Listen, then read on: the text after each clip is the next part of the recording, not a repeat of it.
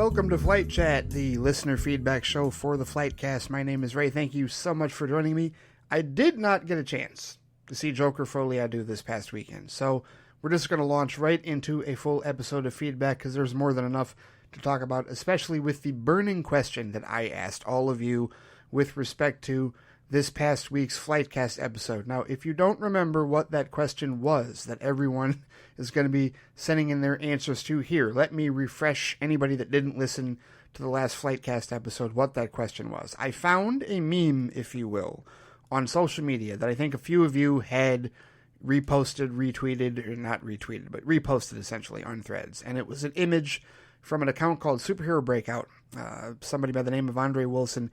And it was a meme that said, it had pictures of Marvel and DC Comics characters, and the question was, if you could erase a Marvel or DC movie from existence and start over, which movie would you choose? And I gave the parameters. I said, I asked all of you this question. The one caveat, the one restriction, the one rule is that you couldn't say Justice League. You could not say Justice League 2017, because that's too easy, and I'd taken that one off the board. I gave that answer myself with respect to the most recent FLITEcast episode. So, without further ado, let's dive into your answers to this particular question this week, among other things. And we, of course, begin with John, who actually did write an Anthony Dorsey-style email missive via Digital Raven with respect to his answer to the question. Before getting into that, he sent an email a few days before that. In fact, he sent this email the day before the most recent FLITEcast episode, or FLITEcast episode, released, called Questions, Responses, and Theories, Oh My, which is funny because you look at the title and it's like, wait a minute,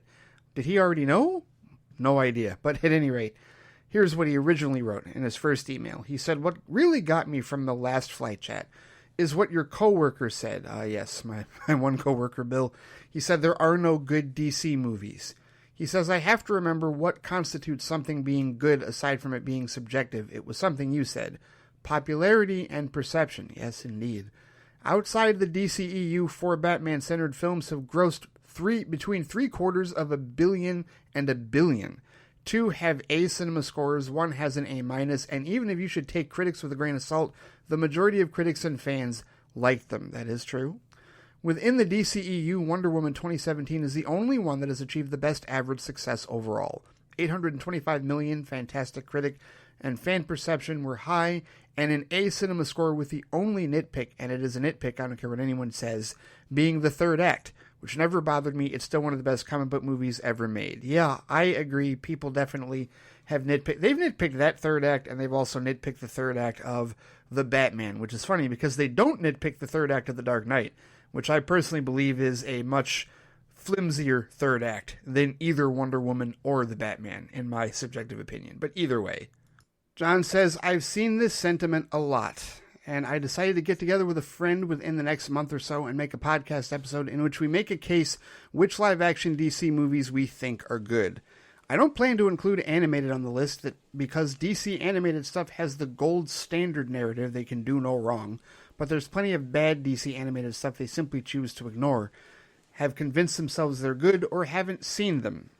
I'm convinced people who say there are no good live-action DC movies, or even people that say there's nothing good within them, aren't being fair. Someone tried to convince me that BVS has no good scenes in them, which I think is hyperbolic laziness. They're just focused on the things they didn't like. They just choose not to like the things that many have considered good. Yes, it's all subjective. Well, I have a question for you in this regard, Ray. All right, here we go. He says, when people say there are no good DC movies, do they usually mean they're all bad, or most of them are bad, but the ones that aren't are just okay? It's definitely a Marvel is the gold standard mentality if they, by contrast, say there are no bad Marvel movies, MCU or otherwise. Even the ones that did receive an A cinema score with higher box office like Iron Man 2 and 3 or Age of Ultron, I've seen a lot of sentiments over the years from people who don't like those movies. Also, here's an interesting thing to note. For a while, BVS, which made less than Age of Ultron at the box office, outsold Age of Ultron in home media sales the first year that it became available for purchase, versus Age of Ultron, which was out for 2 years at that point. So that tells me that people like the movie enough in theaters to buy it and see what the Ultimate Edition is like. Otherwise, why not just rent it? Why spend $25 to $30 on a movie you didn't like just so you can watch a different version you could rent for much cheaper? It's not like Video on Demand didn't have the Ultimate Edition as an option, or they could have pirated it. All right, first of all, to answer your first question there, John, I think it's much more of a case of them thinking that most of them are bad, but the ones that aren't are just okay. Because really what it boils down to is those people have a Marvel bias. And they admit it, and that's what my coworker admitted. He admitted that he preferred Marvel over DC, and that's why I asked him the question. That's why I even engaged him in the discussion to try and nail down that was the point, right? Yeah, and just what he was saying and things that he was indicating, it was clear that he preferred Marvel and their heroes and their villains and their storytelling much more than he preferred DC, and that's fine. Bias is not a bad word. I just wish people would admit it.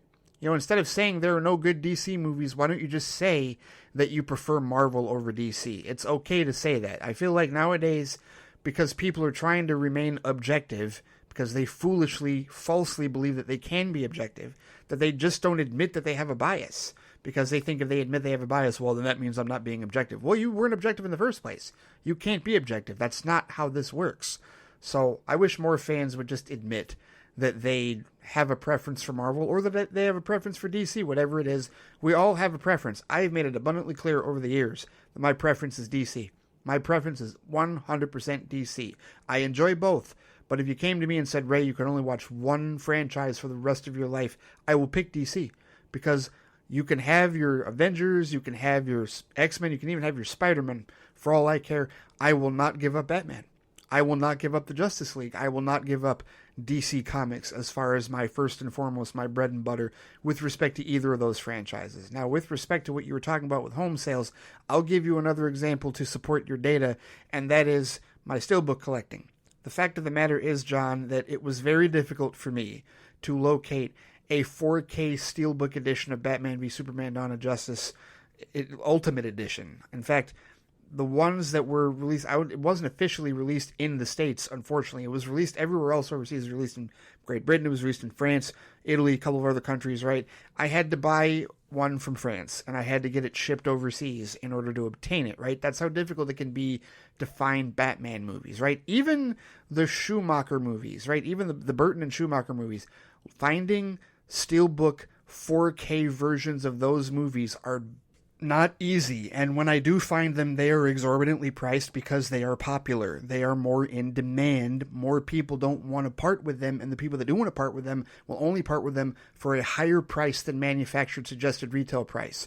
Conversely, I can go to Amazon right now, John, and I can buy all 4 Avengers movies in a steelbook in stock for $200. Now, is that a little bit more than what it cost when it originally released at Best Buy? I don't remember. But to be honest with you, it's all 4 of them in a steelbook, right? So it's the first Avengers, Age of Ultron, Infinity War, and Endgame. You can get the whole set in a gorgeous-looking case, right? All 4 of them. But my point is that those are in stock.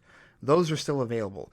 And it's easy for somebody to say, well, they just made more, and those are more available, and Disney had more inventory. Yes, it's easy to say that. It's also easy to say that not a whole lot of people have been selling them out, and they're just always available for people to buy because they're not considered as precious and they're not considered as unique as Batman films or as in demand as Batman films. And a lot of those Batman films I'm talking about out of print, and they'll reprint them. They'll print other versions, right? Like they'll make some other 4K versions, steelbook or not, with respect to that. But there's also a bunch of different versions of those, and there's not that many versions of Avengers movies in steelbook form. So right there, I could even say the same for Superman, right? Superman has a 4-disc, like a 4-movie, 5 like steelbook case, like iced over steelbook set as well. That's not difficult to find. I can find that on Amazon. But the Batman one, again, the steelbook like the steelbook box that has like the 2 Burton movies and the 2 Schumacher movies together, and that's just those movies. I'm not talking about the Dark Knight trilogy. I'm not talking about the Batman. I'm not talking about Batman v Superman. I'm just talking about the 4 Batman movies made from 1989 to 1997. Go ahead and try to find that box set. Go ahead and try to find that steelbook box case of all 4 of those in 4K version. Good luck with that. Try to find that for a cheaper price than the Superman set. The Superman set is less expensive. And again, you'll be looking for it on eBay. You won't find it in stock unless you happen to luck up on a third-party seller on Amazon that's got it, again, for an exorbitantly higher price than that Superman set. That speaks to the popularity of Batman in that regard. So this idea that, like, Batman isn't popular, of course he is. Most certainly. God tier of popularity, him and Spider-Man. I've said that before, regardless of what any of these there are no good DC movies fans say. That's just them trying to admit their Marvel bias without admitting it when they should just flat out say they have a Marvel bias, as far as I'm concerned, truthfully. But there you have it. So I support you on that one. All right, on to your second question. John asks, or says rather, I'm considering leaving Threads despite muting words on there. I still see comments and posts I don't want to see. For whatever reason, Threads keeps sending me recommendations on posts they think I want to see. Well, I certainly don't want to see anyone trash on DC movies, so stop sharing, Mr. Algorithm. Thank you very much. I'll probably stick to X because despite the problems with the people on that site, the muting system works, and every once in a while I'll hop on Threads to see what you're up to. I know we don't always see eye to eye on everything, but I do like you, Ray, and I enjoy listening to your shows. Thank you. I appreciate that, John. It helps me rationalize the insanity that is planet Earth. But I don't think Threads is for me, he says. I will keep my account on there because even though you get frustrated with nerd QAnon, Scooper Madness, trolls, etc., what you're doing is worth it, and it has had a positive impact on my life. There are people out there like me that do enjoy things people say isn't popular to enjoy, but begs the question, why do the things we like have to be popular? If anything, I thrive at doing things that are unpopular. When I was a kid, kiss by age, like drinking chocolate milk. Okay, I'm sorry, I don't understand the wording on this, John. When I was a kid, kiss by age, liked drinking chocolate milk and chocolate ice cream. Okay, the autocorrect must have got you on that one. So you like drinking chocolate milk and chocolate ice cream, and you preferred regular milk. Oh, I get it. Okay, so you preferred regular milk and vanilla ice cream instead of chocolate milk and chocolate ice cream. Okay, now I think I get it. And you said, I never like choosing between Coke and Pepsi, Coke or Pepsi. It's not a preference. I didn't put milk in my cereal. Oh, you ate it dry? Okay. I'm probably more fair to DC than to Marvel, but so what? Marvel gets all the fairness to its heart content. Seriously, people, just allow a bone to be thrown at DC. Well, truthfully, I think it's a lot more, like more, people are less critical of DC now because the DCEU is over, and now they're just kind of on pins and needles waiting for what's going to happen with James Gunn's DCU. And in the last year or so, Marvel fans have taken it on the chin, right? The humbling has happened, truthfully. When Variety came out with that piece, however bullshit it was about has Marvel lost the magic? Is the MCU dead? Anything, whatever. Forget exactly what the headline was, right? But when that piece came out, and when Ant-Man and the Wasp: Quantumania got dumped on, when the Marvels got dumped on, and when they were talking about, well, Marvel is this and that, and when these conversations that we used to have about the DCEU are now happening with the MCU, I mean, granted, it hasn't been 8 years plus of it, but it's been the last year or two that Marvel fans have had to deal with that. So I do think that there has been at least more of an even ground in the last couple of years in terms of, okay, Marvel fans are now dealing with what we as DC fans used to deal with. Those of you that still enjoy that franchise and still enjoyed the movies through Phase 4 and 5, well, now you're in the defense. Your shields are up, just like our shields were up for a good portion of the DCEU, especially those of us that enjoyed all of it. So I do think that that's different in this regard. With respect to Threads and X, more power to you. I got to tell you, though, man, my algorithm has been extremely well trained. I've done a very good job, and I think part of it, to be honest with you, John, is I block more than you. And I think I block more than other people, because I've seen this sentiment pop up from other people in the last few months about how there's this migration of people and trolls onto Threads, and now it's starting to seem just as bad as Twitter/X was. And my whole thing is, I'm not running into what you're talking about in terms of the algorithm showing me things. I don't see people trashing on DC movies unless somebody that I follow is commenting on it and trashing it. And in that case, it's just a warning on letting me know who to block. But I block those people. I don't let it go. You know what I mean? And I'm very zero sum, if you will. I guess I was trying to think of a word other than discriminatory, but I guess I am discriminatory towards idiocy and stupid people and people that just want to be overly negative all the time. I block those people. There are at least 4 or 5 accounts, more than a handful of them verified, that just made a couple of comments about the Joker movie, the Joker sequel, Joker Folie à Deux, that I did not care to see. And again, I haven't seen this movie yet. I don't know if how much I'm going to like it or not.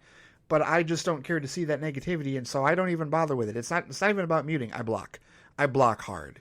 Seriously, I am the most ruthless with blocking that I have ever been in life because I value my sanity and my peace of mind more than I do any concerns about, echo chamber. I don't give a shit about that anymore because everybody builds echo chambers with respect to that. And if you're telling me like, oh well, if you block too many people, then you're just going to make an echo chamber and you're never going to disagree with people. Well, that's not true, John. We disagree quite a bit. I disagree with Anthony. I disagree with a number of mutuals. It's funny how I can disagree with mutuals and that's never an issue, right?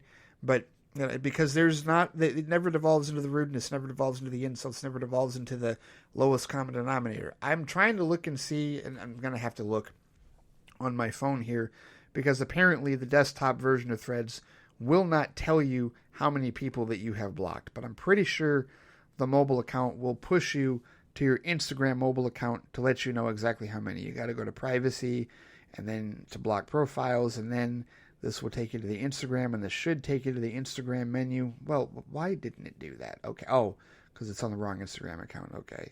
So here we go. Let's see. Because when you block somebody on Threads, you also block them on Instagram. Okay, here we go. 964. I've had my Threads account since August of 2023. I've blocked 964 accounts. I'm going to reach 1,000. I'm going to reach more than 1,000. I don't care. I don't care. I used to care back in the day. I no longer care. And they will never be unblocked. They will not. That's how discriminatory I am with respect to idiots and with respect to toxicity and morons, right? And so I feel like if you did that, you would have a much better experience, a healthier experience on Threads. Because I'm not going to suffer fools, and I'm not going to suffer trolls. I don't care. There's no reasoning, there's no understanding, and if they're going to say something stupid, why am I wasting my time waiting for them to not say something stupid? Screw that. So I block harder than you do. That's why my experience on Threads is better, in my opinion. But hey, to each their own. I'm never going back to X. That is not going to happen. Not until the Nazis leave it, right? Because it's way more than just Nerd QAnon and Scooper Madness and trolls. There's a lot of other bad shit on X/Twitter that I don't need to deal with, and I'm not going to deal with. So, you know what? Best of luck to you over there. I shan't be back. I will see you anytime you decide to post on Threads, John. I'll say that. But here you had two short questions at the end of this first email. You asked, number 3, since you have a pretty big collection of Steelbook movies, including movies you haven't seen, is it safe to assume that if a movie isn't in your collection, chances are it's because you didn't like that movie? Like, I'm going to go out on a limb here and guess that any copies, let alone Steelbook copies of Howard the Duck, Steel, Son of the Mask, and Freddy Got Fingered won't be in your household. Am I correct? Yes, you are correct. Absolutely none of those movies will be on my shelves, ever. And there is a Steelbook copy. At least one or two Steelbooks exist for Howard the Duck. And it frustrates me because they can make Steelbooks for that piece of shit, but they can't make Steelbooks for Krull, right? They can't make Steelbooks for for my movie, that didn't have quite the notoriety, but does still have a cult following. Whatever. It is what it is. I guess Howard the Duck has a higher cult following. But no, I won't own that. Most certainly I will not. And any movies that I have acquired because I had an interest in them, but I haven't watched them yet, if I watch them and I don't like them, they'll be sold. They'll absolutely be resold. That's the beauty of, eBay and secondary market. I can resell those things for sure. So yeah.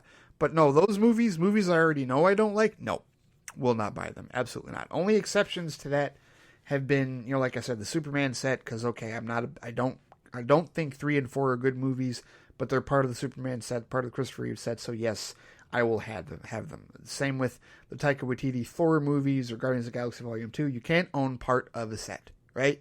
So I will, and those movies, I can find silver linings out of those to be like, okay, well, here's why I have them, because they're part of a collection, but not standalone stuff like Howard the Duck, Steel, Son of the Mask, or Freddy Got Fingered. Ugh, none of those movies, absolutely not. And then fourth, you said, do you or someone you know still own any VHS or Laserdiscs? That would be very interesting what that collection looks like. My dad still has all his original VHSs, and it's very hefty. He's got them all on a shelf bigger than the shelves that I have for my Steelbook Blu-rays. And he's got, it's a combination of store-bought VHSs and mostly recorded VHSs, right? Home videos and also things recorded from network and cable television, stuff that's dubbed over, right? Like there's It's a lot. It's very hefty, and I see it every time I go to the house. Every time I see my parents, I see that giant collection. So he most certainly still has VHS. He never had Laserdiscs. He never got into Laserdiscs like that, but all of his VHSs he most certainly has. He's also got a collection of 1,000 vinyl, over 1,000 vinyl. He's still got a ton of CDs, hundreds of CDs from back in the compact disc days, right? He uses iPods and has digital music and whatnot. Yes, he still uses iPods. He definitely still does that. He doesn't necessarily do, he does use Apple Music here and there, but not to the extent that I and a lot of others do. But yes, that collection, VHS it's intriguing, especially, if you know somebody that still has a VCR in that regard. I ditched mine years ago, and part of me regrets having done that. If I ever have a house again, if Sean and I ever get a house, if I had a house at the time, I probably wouldn't have gotten rid of them. It just would have gone into storage somewhere. But when you live in apartments and you're constantly moving, that can be a cumbersome thing, especially when you're younger. But yeah, and I feel like that's the case with a lot of people. That's probably why they ditched VHS, especially when, formats started to change and we switched over to discs and everything. So yeah, in that regard, I guess that's the best answer I can give you to your question. But here, let's get to your, we spent that time on your first email that you sent before you answered my question with the last episode of FLITEcast. So now we'll get to your answer. And I tell you what, we're going to read through this as best as we can, but this is close to an Anthony Dorsey email missive. Yes, this is quite long. And I give you credit. The title of your email is Answering Your Erasure Question, but fair warning, it's a bit long. Yeah, you weren't kidding. But here we go. John says, so I won't really erase a DCEU film in this scenario, because your question was, what movie would we erase and start over with? Because if it was just taking one out, it would be Studio Squad, but I wouldn't need to start over. In another universe, Batman v Superman keeps its July 2015 release date, gets panned, makes a similar amount of money. Studio Squad hasn't started production yet, and instead they shelve Justice League and keep Wonder Woman. Instead of the Ben Affleck solo movie happens before Justice League and Suicide Squad happens after Justice League, because you could write that film after the events of Justice League, and the DCEU, or whatever it's called, would still be fine. But to answer your question verbatim, this isn't a DCEU movie, but it is a movie that in a lot of ways put the DCEU in a difficult position, okay?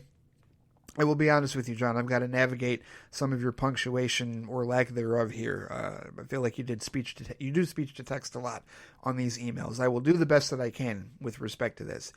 But he says the movie I would erase and start from scratch would be The Dark Knight Rises, which pains me because I like that movie even though it's a mid-tier Batman movie. I like that the film series got a proper conclusion, but for the well-being of long-term viability for the DCEU, or I guess as he's saying here, the DCCU, I would say erase that film.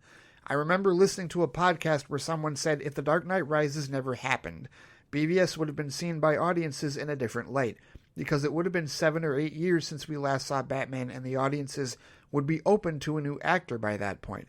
There's 2 timelines we can go with. One where the Bale films are integrated, and one where a new Batman is used, but the story remains largely the same. Alright?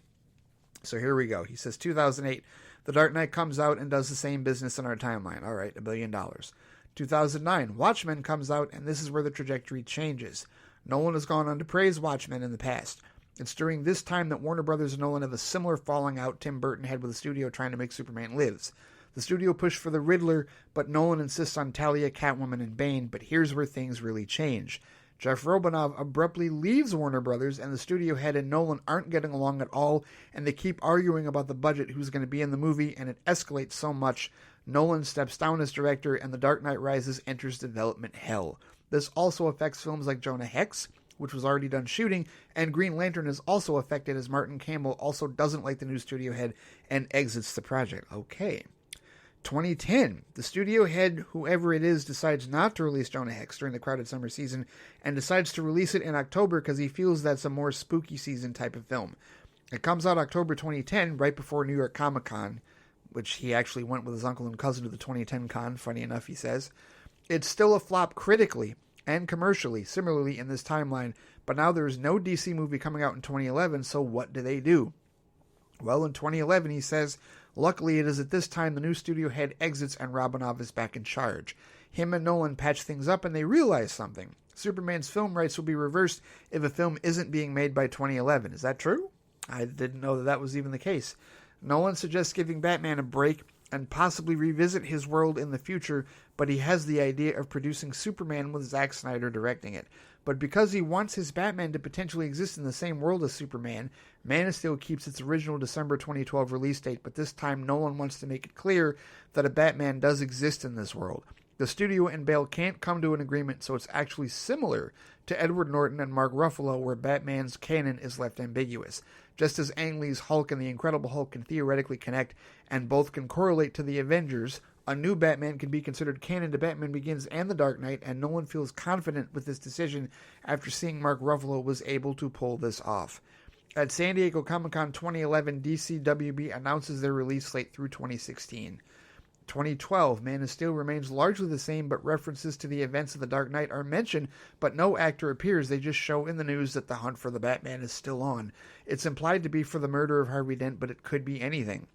2013, The Dark Knight returns if Bale is involved otherwise, or it'll be the Batman if it's a new actor, maybe Batfleck, but I think they'd want Batman to be the same age as Superman, so I'll just say Jake Gyllenhaal, which honestly has been a weird choice since his sister played Bruce's love interest, but that gets a July 2013 release date. In this film, Batman gets his name cleared like in The Dark Knight, and the Riddler is involved, and Nolan agrees to direct but does not get involved with the script. Jonathan Nolan and David Goyer handle the script but did help with the story outline, but this only occurs if Bale returns. If Bale doesn't return, they pick a new director. I don't know, maybe Matthew Vaughn. I think Batman being the fall guy becomes ignored or is resolved before the film. All right, are we halfway through? No, we're not. My goodness. Okay. 2013. John says Wonder Woman gets a Christmas release. Her film takes place in modern day, but it implies the original plot of the first film did occur, which could potentially set up a World War I prequel, rather. Cheetah is the villain. It's basically a better version of Wonder Woman 84. Either Michelle McLaren or Patty Jenkins directs. 2014, Green Lantern is eventually made with a new cast, and Gareth Edwards directs after he finished Godzilla, and all of these are produced by the team of Snyder and Nolan at this stage. Also a July release date, and Warner Brothers keeps up the pattern of releasing Hobbit films in June. The villain is still Parallax, but he's just a red herring as Sinestro creates yellow rings in secret and uses Parallax to power up his yellow lantern, which powers up his ring and is defeated. During the last 5 minutes, Barry Allen approaches Hal Jordan while he's cleaning up Coast City after his battle. Okay, John is getting way more in-depth than I was asking for, but all right here. He says Hal hears a voice from behind asking if he needs a hand. He turns around and sees the Scarlet Speedster, and then it cuts to a post-credit scene where the two are cleaning up and both talk about how wouldn't it be nice if we had a whole clean this up, and they both laugh at the idea. And this will set up a Green Lantern Flash team-up movie. Man of Steel 2, tentatively titled Man of Tomorrow, gets a Christmas release. Brainiac is the villain, and in the post-credit scene teases the July 2015 film. Batman Superman, perhaps they could add World's Finest at the bottom, but I don't think that's necessary. 2015, Batman Superman is a radically different film from BVS. Lex Luthor is still the antagonist, but teams up with the Riddler. Their sole purpose is to revive Brainiac from the second film, so Lex confused with him recycling the Burton film idea. Plus, Justice League Unlimited did it too, and it's a fascinating riddle to solve for Enigma. Riddler sacrifices his life to revive Brainiac, and the fusion becomes successful. The fight's resolved when Batman reveals his secret OMAC project hacks Lexiac and shuts him down. Green Lantern appears at the end with other lanterns, and he's locked in a bubble ring in Oa, similar to Superboy Prime at the end of Infinite Crisis. The three men talk for a bit. Hal references the conversation he had with the Flash about a team. Superman seems on board. Batman's reluctant to work with more people as he felt two Robins were a handful. Post-credit scene, Sinestro and his team, General Zod and Fayora, who are resurrected thanks to a robot assistant similar to the one Cal has in his ship, and were both placed in a birthing matrix just as Superman was in the Death of Superman. The three break Lexiac free and decide to go to Earth after they all kill most of the Green Lantern Corps except two, John Stewart and Guy Gardner. All right, are we past the halfway point? Maybe. 2016, Justice League, but it's released in August instead of July because of heavy competition. The Sinestro Corps, Sinestro, Zod, Fayora, and Lexiac with their yellow rings head to Earth. Hal and Barry are stopping some of Flash's rogues like the Trickster and Captain Cold. Flash appreciates the help as they're hard to apprehend on his own. Hal's happy to help. It is then that they are ambushed by the Sinestro Corps. They then try to put up a good fight, but the four of them overpower Jordan. The Flash runs away to call for help. Superman left them some distress signal in case of an emergency and summons him, but he is outmatched by both the rings and the strength of Sinestro's team. Superman asks Flash to find help as soon as possible as him and Hal try to hold them off. He gets Batman's info and meets him in the Batcave. They try to look for other heroes who can help. A lot of heroes aren't reachable at the moment except for one, Wonder Woman. She agreed to meet the three at an undisclosed location so they can talk in private. She agrees to help, but under the condition that she goes back to working alone after this. Batman, sharing that sentiment, agrees. The Flash doesn't understand why all of them can't be friends. Diana and Bruce take her jet, which isn't invisible, but Batman is able to install stealth mode on it so it does essentially become invisible. The three arrive at the scene. Superman and Green Lantern are battle damaged and are on the brink of death. Wonder Woman does what she can to fend them off, as does the Flash. Batman was able to shoot kryptonite bullets to use on Zod and Fayora, who get knocked out, which gives the Flash the opportunity to pull the rings off of them. Sinestro and Lexiac remove the bullets with their rings. Even with 2 rings short, the 4 are able to take on the team. Batman asks Barry to search the Earth for more kryptonite. Yes, I'm reusing my video game idea here. Flash also takes the 2 yellow rings with him so Zod and Fayora don't get them. We are almost done. Holy shit, John. Man. The 4 outmatch Batman, Superman, Wonder Woman, and Green Lantern, but Guy and John show up to help out. The 3 lanterns fire their rings at all 4. Wonder Woman uses her shield to protect Batman, and Superman creates a sonic boom that knocks out Lexiac and Sinestro, but Zod and Fayora are able to recover. It is here that Flash is able to secure enough kryptonite to stop Fayora and Zod, and the lanterns confiscate the yellow rings, and the 4 are all sent to Oa for sentencing. Batman, Superman, Wonder Woman, the Flash, and Green Lantern all feel like this was a hard battle. They all realize there's more value in them being a team than working as individuals. So they agree that if there is an undeniable threat, the Earth that will come together again and stop in the name of justice. In a post-credit scene, we see a figure with his back turning, holding a trident with long hair wearing orange and green, watching the news outside of a bar near the docks, reporting on the team the media is calling the Super Friends. The figure then dives into the ocean, still with his face not being shown. The film after Justice League is a Wonder Woman prequel film called Wonder Woman War on Earth, which is similar to the first Wonder Woman. Okay, so that's his entire scenario, and he says, the films all do pretty well with critics. The films all make between $500 million and $900 million, with Justice League making $1.7 billion plus. Audiences mostly enjoy them. I don't want to add any more films to the slate. I don't think I could pick an MCU film and start over. I'd probably change Iron Man 2. I think for X-Men, maybe X-Men Origins Wolverine I'd erase, but in a way without it failing, Deadpool likely doesn't happen, so I don't know. Maybe Mark Webb doesn't do Amazing Spider-Man. Honestly, the scenario I like is what if The Dark Knight Rises didn't happen, or it became an entirely new thing while building the DC Cinematic Universe. And yeah, eventually we get the other characters. Obviously, I set up a future Aquaman appearance. Task Force X will show up the next DC Cinematic Universe. Anything is a possibility. Maybe the next flight jet. No, that's okay, John. You said more than enough here. And I will tell you that while I appreciate the incredibly detailed scenario, that's not what I was asking for. I was really only asking for one movie. Because here's the thing. Everything that you detailed here, all of the ideas in terms of what you think would happen in great detail in terms of like the structure of the movie. Like if you want to talk about certain movies that you thought would get made, that's one thing. You went into full script and like story beats, and that's just not going to happen, right? Because then you'd have to get into the brains of Zack Snyder or whoever it was that was going to be making these movies, and the odds that they're going to go in the same direction that you just described, not very likely. Even if you were to send them the ideas, in fact, almost especially if you were to send them the ideas, they would not use them. Because as James Gunn has been telling people just today on Threads, they don't take unsolicited screenplay ideas or solicitations in that regard, right? They're like nothing from anybody, nothing from fans, nothing from anybody that they don't know, that they don't work in the business with in that regard. And it's for legal purposes in that regard, right? So this is a very elaborate scenario that you have crafted. It would never happen. I would be very curious to see about like what would happen if The Dark Knight Rises hadn't occurred with your scenario. But I will tell you this, I still believe that there would be backlash with respect to a Batman-Superman team-up that wasn't World's Finest, that wasn't anything other than Super Friends, simply because Batman comes under scrutiny the most when he is attached to Superman. And that's the Superman problem would still be there, right? Because there still wouldn't be a Superman Lives. So we would still have what I was talking about before about how we've only had 2 cinematic interpretations of Superman since 1978. And Batman can do whatever he wants on his own. He can be as dark and brooding as he wants on his own. He always sells.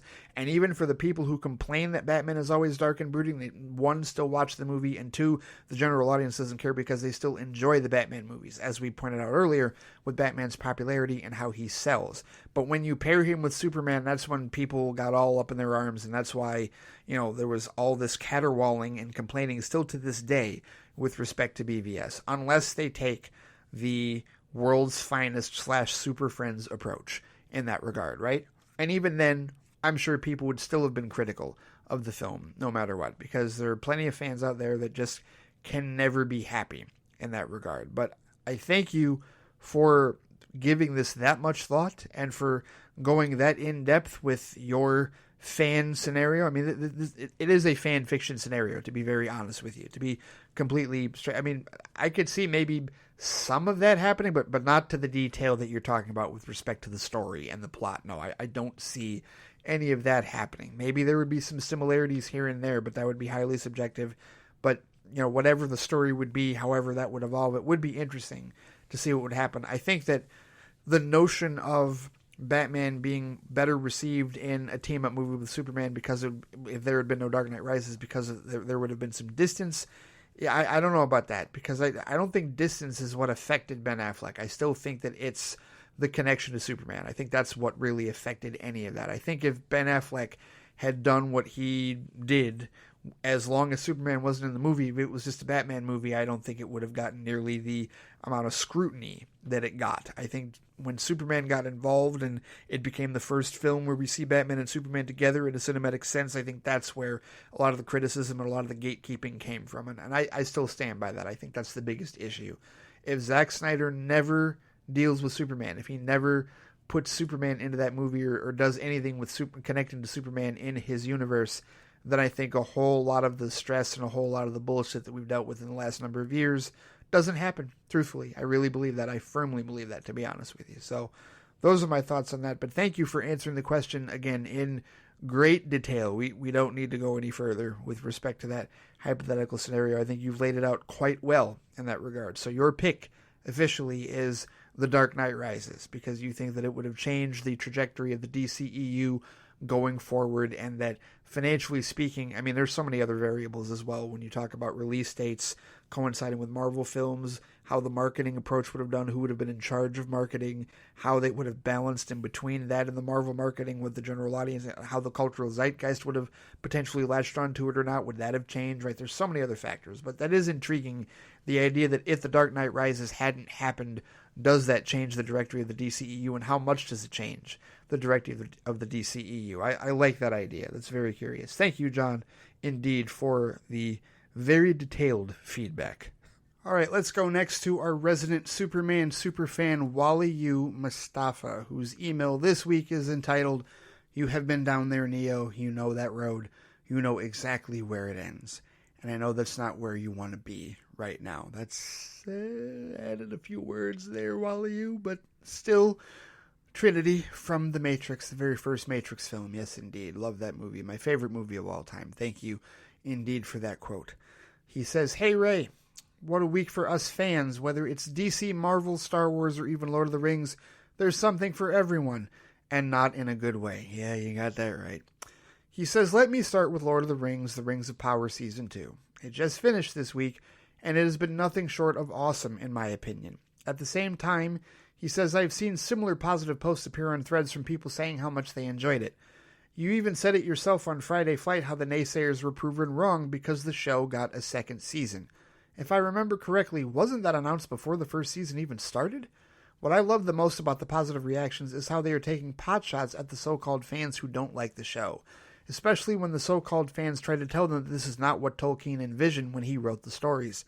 But I love how the reaction has been like, well, we have the receipts that show this is what Tolkien was saying, so yeah, screw those idiots." Indeed. And yes, I think you're right. I think they did. I think Season 2 had been greenlit beforehand, but either way. He says, "I've never read anything Tolkien, neither have I. Yet I have enjoyed all the Lord of the Rings and Hobbit movies, and now the Rings of Power has become for me a great addition to the franchise. Ain't no one gonna tell me why I shouldn't enjoy it or that I'm not a fan. I won't be engaging with those people," he says. "Even at work, I overheard two colleagues talking about the show, and one of them has a belief that the show won't get a third season because of the fan backlash. I just kept my mouth shut because I thought to myself, that's not going to happen. And if Amazon listened to those fans, then they don't value their creative team or the people who have become heavily invested in the show. Let's do a quick Google search and see if we have any information on a Rings of Power Season 3. Let's see. Well, the Hollywood Reporter 2 days ago actually posted a story, Wally, that said the Rings of Power on the verge of Season 3 renewal by Amazon in the wake of its second season finale and strong ratings. The fantasy epic is very close to getting a pickup. Now, this is from James Hibbard, who I absolutely lambasted the other day on Friday Flight for his analysis of the Star Wars franchise that I think you're about to get into here next in your email. But still, this says that Amazon is looking to return to Middle-earth.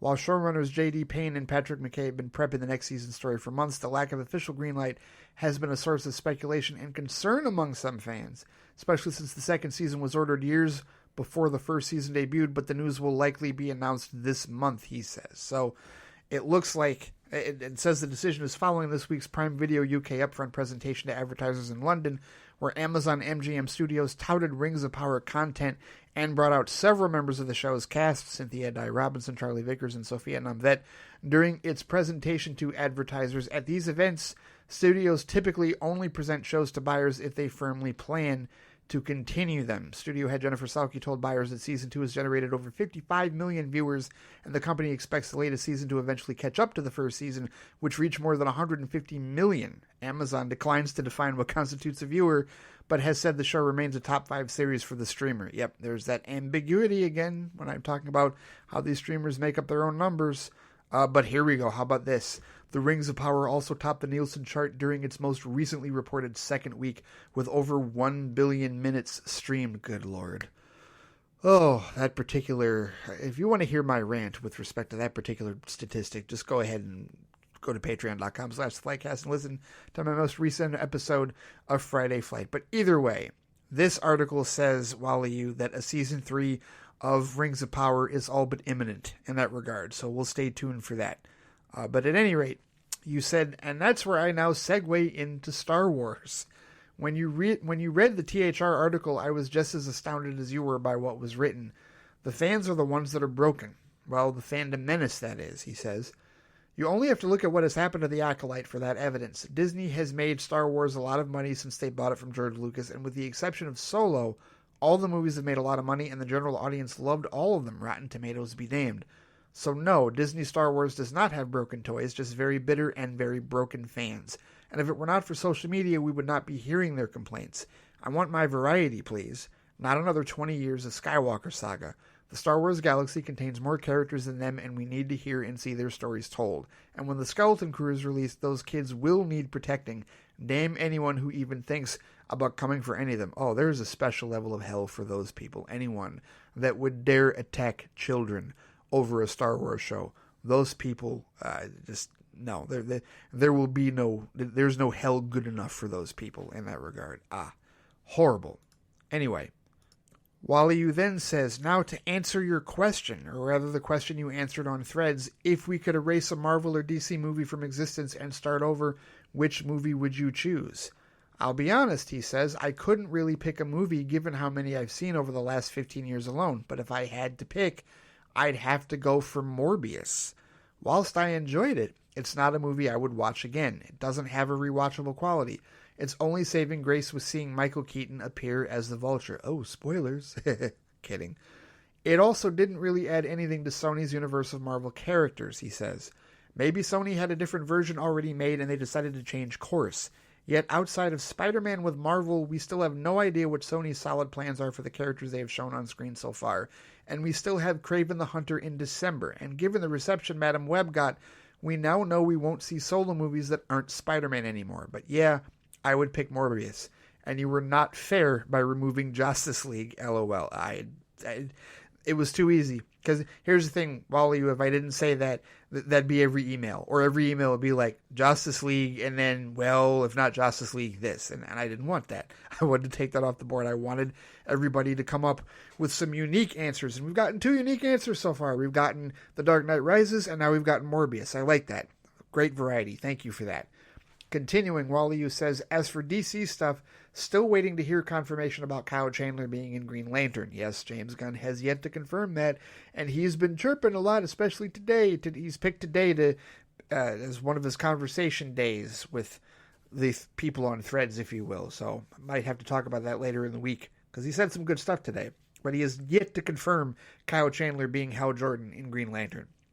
Wally says, speaking of Green Lantern, apparently one of the directors of Slow Horses, James Hawes, has joined the creative team. Again, this has not been confirmed or denied by James Gunn. Yeah, that was another THR exclusive that got posted on Friday. I didn't comment on it for the same reason that, it just goes into the list where we wait to see what the actual boss of DC Studios tells us in that regard, and we're still waiting for that. So Wally says, the second episode of The Penguin was brilliant. So many twists and turns unfolding, and Sophia Falcone being treated like a thing by the rest of the family, and Oz using that to his advantage. I wonder how long it will be before she realizes it was him all along. At least her family had the nerve to do it in front of her face. Yeah, I can't wait to see how all that ends up. That is for sure. Speaking of all along, he says, we have started Agatha all along, but have not watched this past week's episode yet, and going back to fan backlash, I hear this show has exceeded expectations. Guess those toxic fans are hitting their heads against brick walls in their mother's basements. Oh well, please carry on with that so we can enjoy our shows. Yes, thankfully for that. The final season of Superman and Lois starts on Monday. Yes, that's right. So I will be catching it the day after. I cannot wait, but I do not want the show to finish. It has been a very welcomed addition to the Superman legacy. I know I am going to enjoy all the episodes and look forward to how it all ends. To end all that stuff about a superfan focus group, I guess no one learned anything from the fallout of Justice League. That's where I will leave it.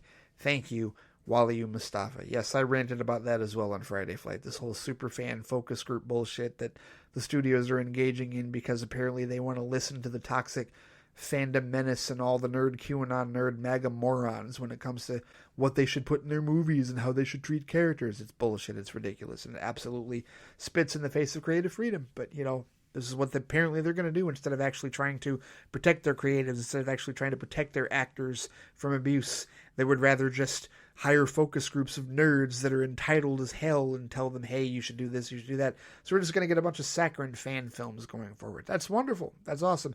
That's absolutely the wrong flipping lesson to learn, studios, but whatever.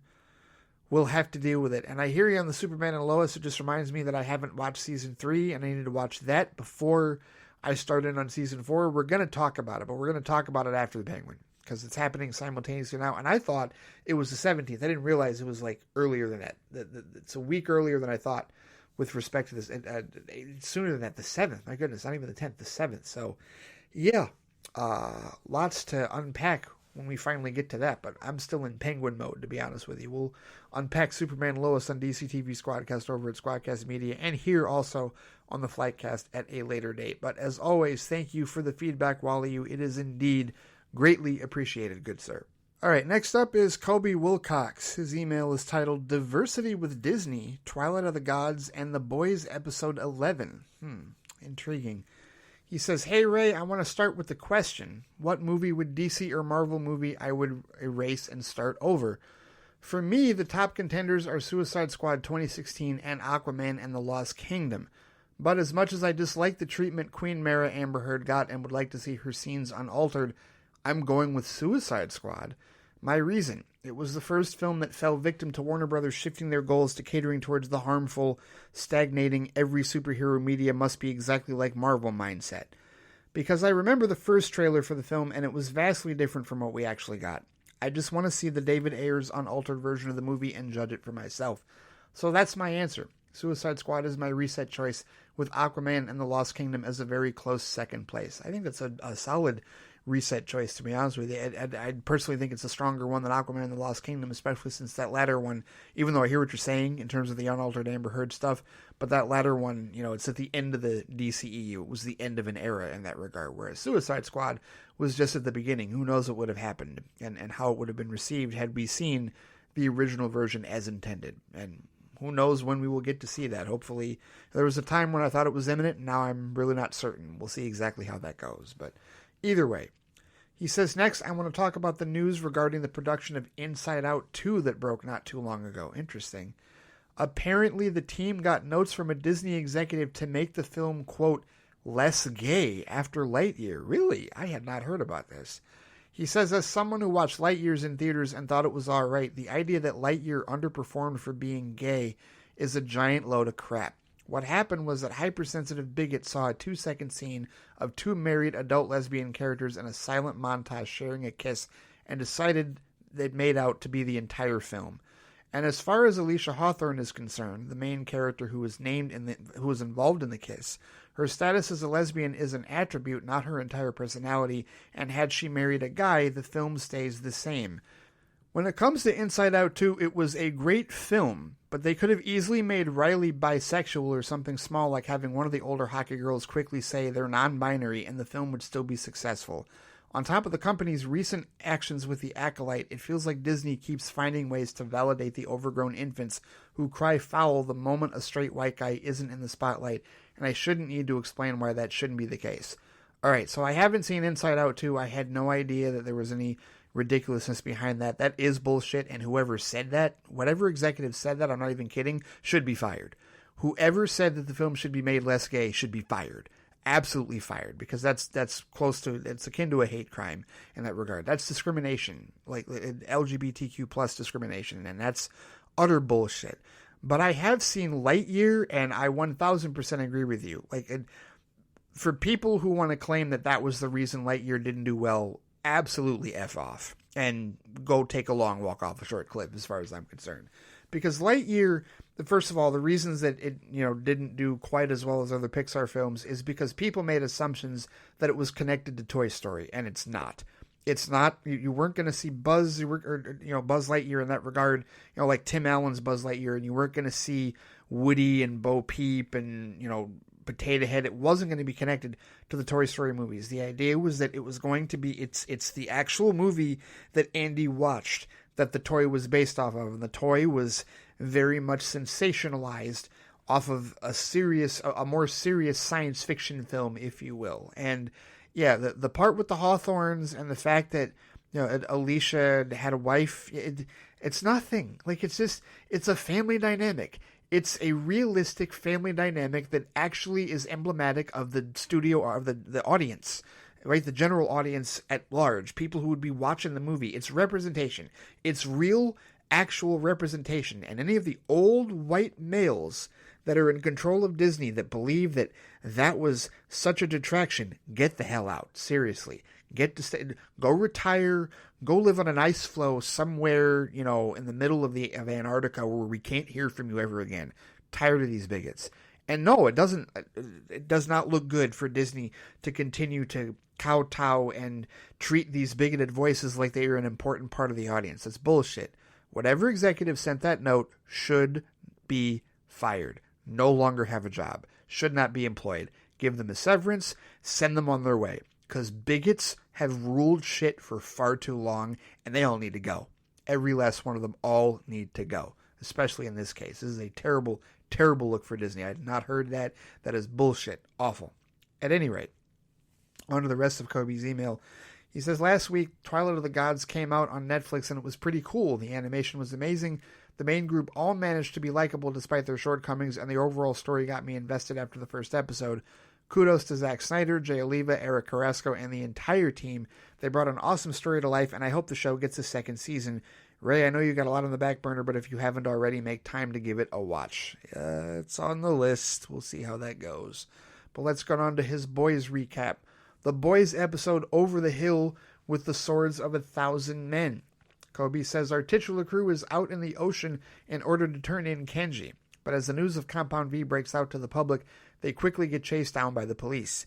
Evading the feds was easy enough, but they quickly face a roadblock in the form of a giant whale thanks to the Deep, who uses this as an opportunity to get back on the Seven. Unfortunately for the Deep, Butcher, he is a proud champion of the zero F's given mentality and charges his boat right into the whale, knocking the Deep out and giving the team a chance to escape with a traumatized Huey that I don't blame him for.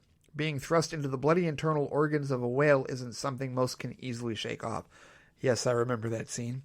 Once the Seven catches up, it leads to a confrontation between the two groups in the sewer, but Butcher lets Kenji loose to take out Homelander in order to save Huey's life and escapes with Kimiko. Stormfront chases them throughout the city, leaving behind a trail of victims in her path. Eventually, it gets to a point where Stormfront is about to kill Kimiko, but Kenji steps in to save her sister, but he dies as a result. In light of Stormfront needless killing of civilians and her words to Kenji before offering him A-Train should keep his distance from her. The episode closes out on Stan Edgar holding a press release regarding the Compound V reveal, blaming it on Madeline Stillwell, and shifting the spotlight onto Stormfront to hype up support in the aftermath of her self-made tragedy, while also pissing off alpha male Homelander, who earlier tried to get Ryan to fly by having him jump off a roof with horrendous results.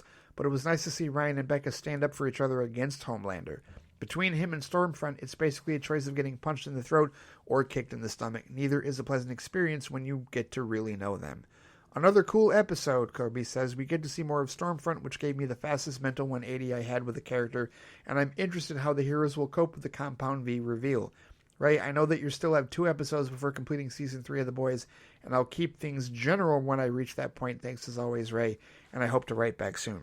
Well, your rewatches have caused me to wonder if I need to rewatch the whole show, truthfully, because I'm vaguely remembering details that you're bringing up, but I'm not remembering them quite as much because it's been a minute since I've watched those shows, and I haven't done a rewatch. And I, generally speaking, have not done rewatches of like hour-long dramas. I've only done it once, and that was it earlier this year? I think it was earlier this year.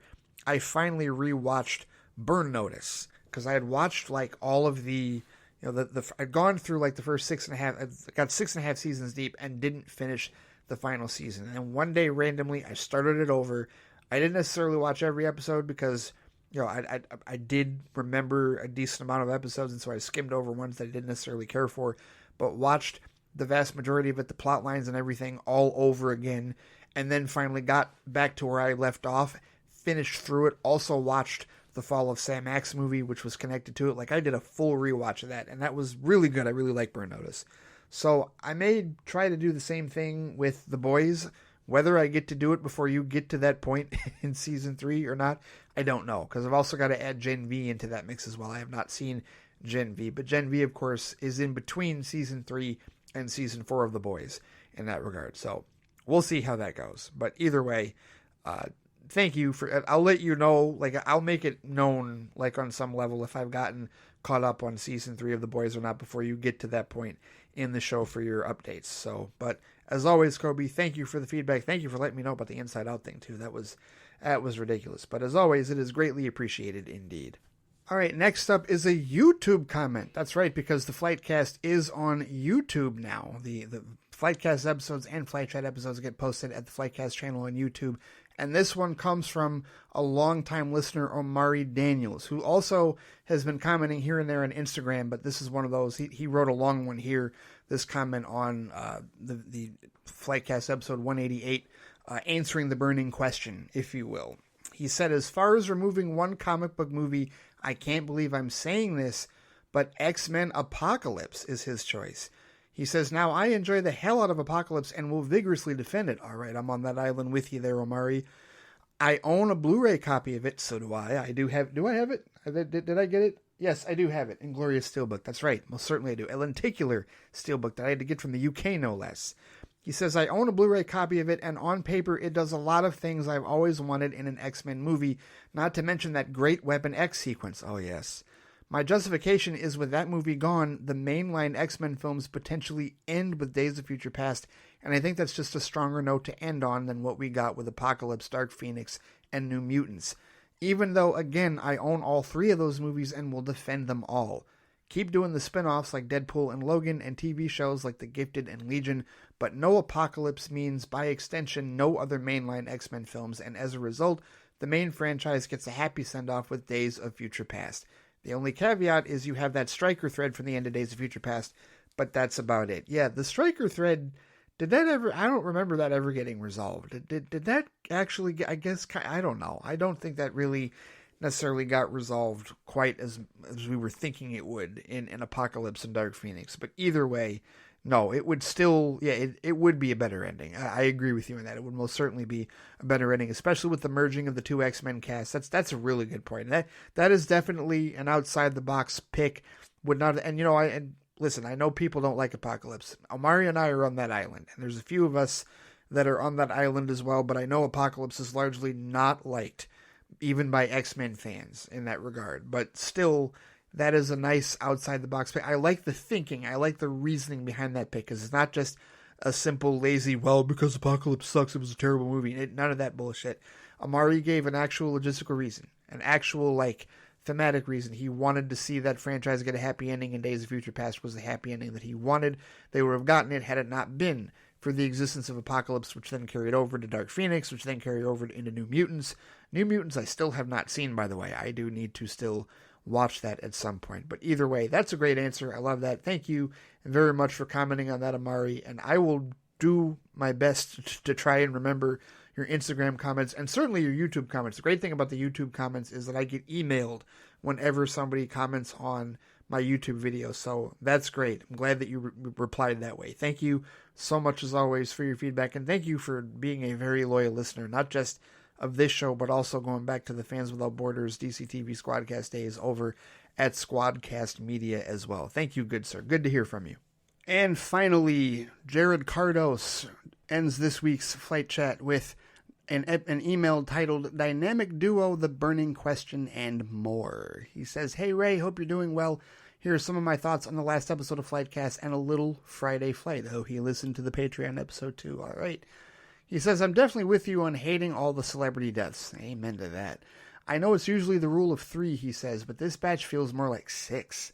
So much so that I don't know if you mentioned a big one in Chris Christopherson." Oh yeah, that is, man, there's been too many. Yes, Chris Christopherson, absolutely. That I think I mentioned Chris Christopherson in passing in one of them. I don't remember where I mentioned it at, but yeah. He says, "I get to some degree making articles detailing these people and their accomplishments, but the sheer amount of them can definitely feel overwhelming. It can affect how one reads news on places like social media. Recently, I was scrolling through threads and I saw a post from a big place and saw the name John Williams, and my immediate thought was, oh no, please don't be dead. Only to find out it's a post about an upcoming documentary on Williams coming to Disney+. Yeah, exactly. It's just, knock it off, social media. What the hell? I get the whole reporting thing, but man, it gets morbid after a minute. Not sure if there's a point to all my talk about all these deaths, so I guess I'll just reiterate the feeling of F cancer. Yes, Ed, absolutely. F cancer, F cancer. So much. Could not agree more with that, Jared, for sure. Now on to happier news, he says. The Dynamic Duo announcement. Yes, this was definitely a pleasant surprise, he says. I've seen some complaints about this in other fan circles, mostly from a line in the article that I think was taken out before you read it, saying that the Dick and Jason in the movie are a pair of thieves trying to get by in Gotham City. There was worry that this will be part of the DCU, which I can understand to some degree, since they only imply that this isn't in the Batman universe. They've talked about how the DCU would mix with live action and animation, and there are some that don't like the idea of changing at least one of the characters to such a degree. I'll say that if that premise is indeed what we're getting, while it wouldn't be one that would have come to mind, I'm willing to at least give it a shot. There have been at least a few movies out there where I heard the initial premise and thought, that sounds dumb, and then happily proven wrong when I start seeing footage. It really is all about the execution. And if nothing else, he says, going by the reel I found for Swaybox Studios, this movie is going to look absolutely stunning, and this is all from tests they did around 2017. Who knows how much better it'll look now. Yeah, I haven't taken a look at this yet, but no, I've heard nothing but amazing things about Swaybox. This definitely sounds like a very outside-the-box, exciting opportunity for DC Studios and for Swaybox in this regard. So yeah, definitely something to keep an open mind and look forward to, no doubt about it, Jared. I agree with that. As for your question, he says, I couldn't think of any big movies that had quite the harsh and poisonous feel of Justice League, so I ended up going with 2 movies that I liked parts of, but thought of ways it could have been better. One for DC and one for Marvel. All right, see, here you go. Wally, I know you said it was unfair that I took out Justice League, but look what it did. It forced everybody to think of different answers and to get a little bit more creative. Because, yeah, Justice League, that's our answer. That's collectively our answer for many of us, to be honest with you. But here we go. Jared says, I'll do DC first and suggest Wonder Woman 1984. Ah, yes. Like I said, there were things I liked about it, like the way it focused on creative ways of Diana using her lasso and tiara. The sword and shield look is cool, but I think should only be used for big stuff. The villains in Maxwell Lord and Cheetah had good moments, and Godot and Pine still had good chemistry together. That said, He says, I feel like a sequel that was set in the past and treaded on a lot of already done ground in some really awkward ways. Like how Steve was inhabiting some random guy's body did the movie no favors. What I would suggest instead would be a sequel set in the present day, dealing with Diana finding a way back to Paradise Island, something that's implied to happen at the end of Zack Snyder's Justice League. You could have Cheetah as a primary antagonist. In the comics, she's the avatar for a plant god named Kartarga, and could maybe be tweaked as a god that had beef with the Greek gods and the Amazons and wants to use Diana trying to find her home as a way to get revenge on the Amazons. Jared, I knew that about Cheetah and Kartarga. You know how I knew about that? I knew about that because there is a Cheetah arc in Wonder Woman Rebirth, which I did read. Right? That was Greg Rucka, was it not? I believe so.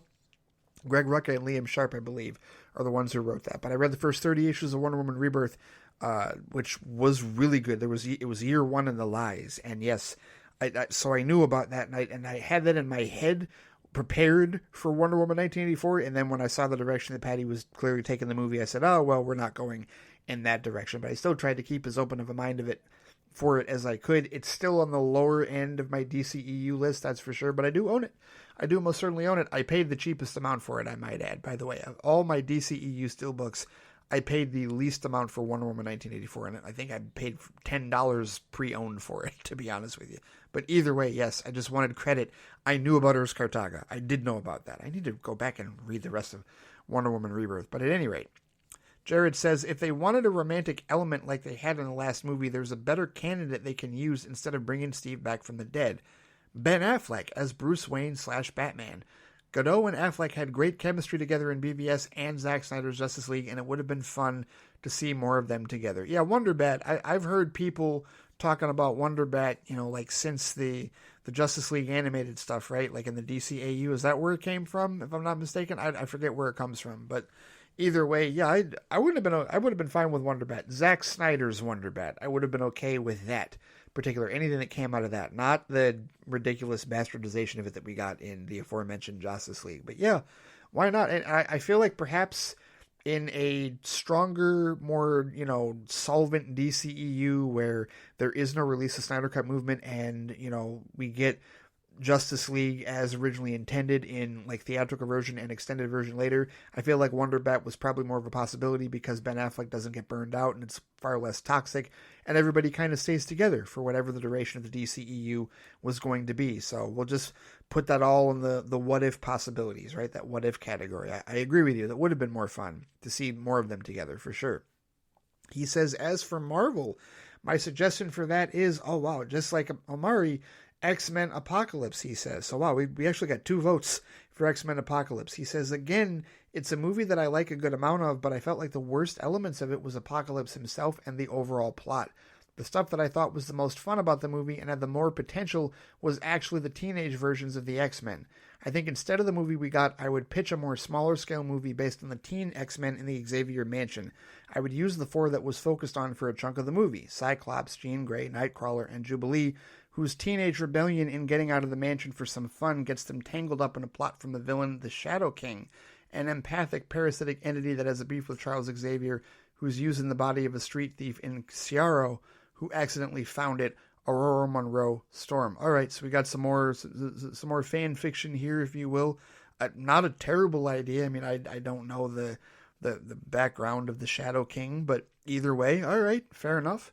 He says, I think after all the big, large-scale battles that the previous X-Men movies had done previously, something a little more street-focused with the characters learning to control their powers in a world that hates and fears them would have been a welcome change of pace. And with having some of it in Cairo, you could still do some setup for an encounter with Apocalypse in a later movie. Not a bad idea. Not a bad idea. That would have been cool, depending on how, all of that would have gone, and especially giving way to Fox being sold not too long after that in that regard. Yeah, for sure. We'll chalk that up in the what if category. All right. He says, and listening to your Friday flight, I will say that the Superfan focus group is definitely a weird idea that I don't think would work as well as the studios might hope for 2 specific reasons.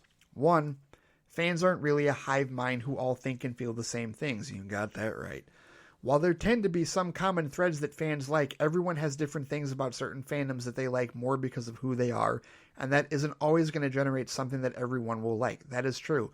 No matter what type of fan focus group they put together, someone's going to get pissed off. someone's going to be upset. So it's a no-win situation for them that they should just dismiss, as far as I'm concerned. But number 2, Jared says fans are, by and large, not really familiar with how these things are made, which is probably kind of rich coming from the guy who just pitched 2 superhero movies to have been made instead of the ones that were made, I know. But I would think that a better approach would be to bring in creators who have a passion for the franchise talked about and let them cook, or at least give suggestions. We've even had that in the past, Jared says. I don't know if this is still a thing now. If not, maybe it should. But in the beginning of the MCU, there was a thing called the Brain Trust, where Marvel Studios got a group of the biggest writers working on the books at the time, like Brian Michael Bendis, Kelly Sue DeConnick, and Matt Fraction, to help advise the studio on how to approach this emerging franchise. Maybe it wouldn't hurt for the other franchises to do something similar, but that's probably enough for now. I don't know if I'll go and see Joker Folia do in the immediate future, but I'll likely be back for thoughts on your next episodes and more. Until then, Jared, as always, thank you for the feedback. And to be honest with you, I vaguely remember what you're talking about with the Brain Trust, but quite honestly, doesn't it sound like that's what James Gunn is kind of doing now? I mean, look at who he's got involved so far with the beginning of the DCU. I mean, he's talked to all the writers, right? And he's talked to, he's invited Scott Snyder and other comic creators around, and we know Tom King is involved. We know that other comic creators are involved with Lanterns and some of the other DCU projects. We know that they're directly adapting DCU works like The Brave and the Bold and like Woman of Tomorrow. So it sounds like James Gunn is doing a similar thing. Maybe he hasn't given it a name, isn't calling it the Brain Trust. But yeah, it does sound like he's taking that tact with the beginning of the DCU here, and I certainly hope it works, and I certainly believe it's a wiser idea than this fan focus group silliness, truthfully. I mean, it's not going to work out the way that these studios think it's going to work out, and it's not going to produce the films that they think are going to work. I think it's going to be a massive mistake in their regard, and I do hope that DC Studios does less of it than, what these other franchises are talking about doing. And hopefully it just gets scrapped. Hopefully, it doesn't work out the way that they were hoping, and they go, okay, this is a terrible idea, and they go back to, some semblance of what they were doing, or at least get to a point where you're trusting the creatives. Get to a point where creative freedom is actually protected and revered and, safeguarded by the studio. How about that? Protect your creators, protect your filmmakers, protect your actors, protect your talent and your writers and all that, right? Protect them from all this bullshit and ignore and dismiss, and if necessary, call the cops on some of these nerd QAnon, nerd MAGA morons that want to try and bully their way into everything being exactly what they want, even though they'll never be happy with whatever you give them. Because as has been pointed out by a number of people, when they're given what they want, a la Rise of Skywalker, they're still not happy. Right? And I love that movie. I enjoy Rise of Skywalker. There are no bad Star Wars movies in my world, but I can recognize changes that were made for the sake of those people. And if they're still not happy, then it's just like the members of the Snyder cult that are still not happy with Zack Snyder's Justice League. Still not happy with the way that went down. Still not happy with the fact that the Snyderverse wasn't wholly restored. You're never going to please those people. You're never going to please the cults. You're never going to please the incels, or the nerd cells, if you will. I saw somebody use that term earlier on Threads for sure. So just dismiss them, and if necessary, call the cops on them if they get too close to your talent, for sure. No doubt about that. But thank you, Jared, as always, for the feedback. Thank you for answering the question indeed. Your feedback is always greatly appreciated, good sir. And that'll do it for this week's episode of Flight Chat. Thank you so much to John, Waliyu, Omari, Kobe, and Jared for your feedback and for answering the burning question. I'm sure more people that did not answer this week will chime in with some more answers to the burning question. I have a feeling Anthony will have an answer at some point down the road, and perhaps Alex and some others may have answers. Stu, for certain. Stu, if you're listening, I definitely would love to hear your answer to that question. We're going to keep that going. Of course, it's still open, and if I find other questions that I think I would like to ask the group in general, for sure, I will definitely add those. But for those of you that listen to this show, thank you so much for listening. Thank you so much for all of your support of the Flightcast. And if you're a patron at patreon.com/theflightcast, I thank you for supporting that. We talked a good bit about Friday Flight tonight for sure, and definitely need to get more consistent with recording those episodes for sure. But if you want to join the feedback circle here on the Flight Chat, you know where to find me on Threads, on Instagram at the Flightcast, and on Threads at the Flightcast. You can also find the Flightcast Facebook page, and of course I can be reached by email at ray@theflightcast.com. All right, take care, stay safe out there, have a great week, and I will see you all next time. Take it easy.